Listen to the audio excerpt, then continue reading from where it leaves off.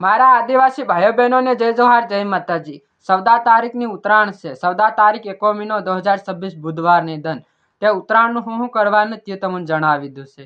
કેમ કે જેવી રીતે પૂનમ અમાવસ થાય એવી રીતે આ ઉત્તરાયણ થાય। ઉત્તરાયણ દક્ષિણાયન થાય 12 મહિનામાં। 100 મહિના દક્ષિણાયનમાં રહે સૂર્યદેવ અને 100 મહિના ઉત્તરાયણમાં રહે સૂર્યદેવ। 100 મહિના 12 મહિનામાં 100 મહિના દક્ષિણાયનમાં રહે, 100 મહિના ઉત્તરાયણમાં રહે। તે ઉત્તરાયણમાં આવે તેને દન મકર રાશિમાં પ્રવેશ કરે સૂર્યદેવ।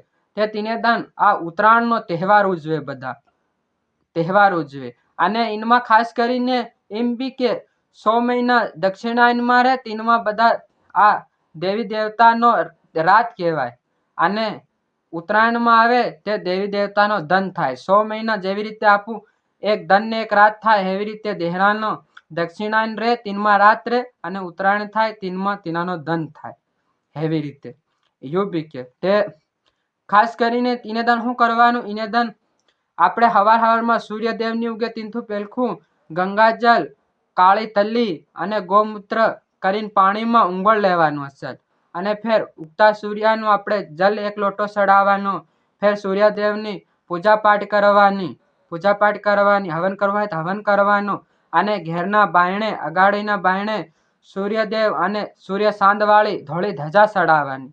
એ તો આપણે ભાઈઓ ઘણા આદિવાસી ભાઈઓ ઘેરું ચડાવે છે તે એને દન ખાસ શુભ કહેવાય। જો ચડાવી નાખો તે ખાસ કહેવાય એને દન સૂર્યદેવ અને ચાંદની ધજા ધોળી ધજા ચડાવવાની। અને ફેર તલીના લાડવા અને ખીચડી ચોખા વગાર દેવાના। આપણે મૂંગની દાળમાં વગારીને આપણે ખાવાના। અને તલીના લાડવા બધાને પ્રસાદ કરવાની। અને ફેર તમે પતંગ અસલ ખાઈ પીને બધા પૂજા પાઠ કરીને ફેર પતંગી ઉડાડો ગમે એવું કરત ફેર કઈ નહીં। કેમ કે એટલું કરવું જરૂરી, આ ખાસ કહેવાય। અને એને દન જો કરે પૂજા પાઠ કરે આપું ગમે એવું કરે તે 10 ગુના આપણને પ્રાપ્તિ થાય।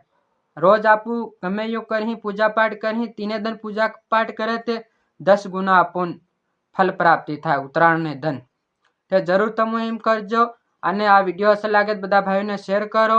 આદિવાસી ભક્તિ જ્ઞાનમાં જોડાવા આ નંબર પર ફોન કરો અને આ આઈડીને જરૂર ફોલો કરજો। મારા આદિવાસી ભાઈઓ બહેનોને જય જોહાર, જય માતાજી।